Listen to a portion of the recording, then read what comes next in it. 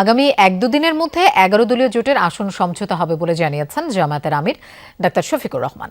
দুপুরে ইইউ প্রতিনিধিদের সাথে সাক্ষাৎ শেষে ব্রিফিংয়ে একথা জানান তিনি। দেশ এগিয়ে নিতে স্থিতিশীলতা জরুরি উল্লেখ করে জামায়াতের আমির বলেন, দেশবাসীর মতো জামায়াতও সংস্কারের পক্ষে। তিনি বলেন, জামায়াত ক্ষমতায় গেলে বিচার বিভাগ পূর্ণ স্বাধীনতা পাবে, থাকবে জবাবদিহির জায়গাও।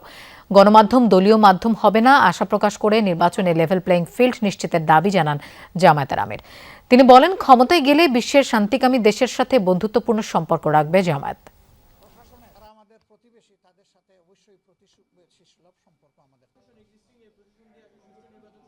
আমরা মনে করি তারা আগামীকালকের ভিতরে সমাধান আছে। কালকে আপনারা ইনশাল্লাহ হয়তো দাওয়াত পাবেন। তারা 200 প্রতিনিধি দল পাঠাবেন। একটা সমাজের উন্নয়নের জন্য, এগিয়ে যাওয়ার জন্য স্থিতিশীল সমাজ ব্যবস্থা খুবই গুরুত্বপূর্ণ। আমরা চিন্তা করছি নির্বাচন হয়ে যাওয়ার সাথে সাথে